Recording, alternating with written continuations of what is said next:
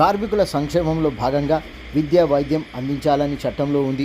ప్రతి కార్మికునికి పొరుగు సేవలందు పనిచేస్తున్న కార్మికులకు, పర్మనెంట్ ఉద్యోగిగా గుర్తింపు పొందిన కార్మికులకు, ఐటీ సెక్టర్లో పనిచేస్తున్న సిబ్బందికి ఎంప్లాయీ స్టేట్ ఇన్సూరెన్స్ పేర ఉద్యోగి జీతం నుండి 0.75% శాతం జీతం నుంచి చెల్లిస్తారు. కార్పొరేషన్ చెల్లించాలి. సంస్థలు మాత్రం 3.25% చెల్లించాలి.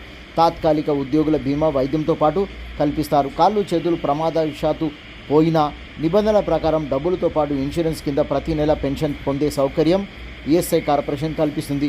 కొన్ని జిల్లాలలో ఈఎస్ఐ కార్పొరేషన్ కింద నడుస్తున్న డిస్పెన్సరీలు జిల్లాల్లో 1-2 ఉంటాయి. కారణం ఆయా జిల్లాల్లో కార్మికుల సంఖ్య వేలలో ఉండటం, సంస్థలు, కర్మాగారాలు తక్కువగా ఉండటంతో ఈ విధంగా వైద్యం అందిస్తున్న ఈఎస్ఐ కార్పొరేషన్ సంస్థ మెదక్ జిల్లాలోని తూప్రాన్ ప్రాంతంలో ఈఎస్ఐ ఆసుపత్రి గత 45 రోజులుగా కార్మికులకు వైద్యం అందించడం లేదని తెలుస్తుంది. కారణం ఈఎస్ఐ డిస్పెన్సరీ ఉన్న భవనం కిరాయి భవనం.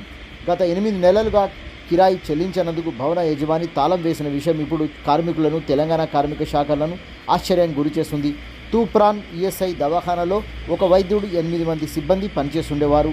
సంబంధిత అధికారులు తెరిపించుటకు చర్యలు తీసుకోవాలని కార్మిక సంఘాలు విజ్ఞప్తి చేస్తున్నాయి.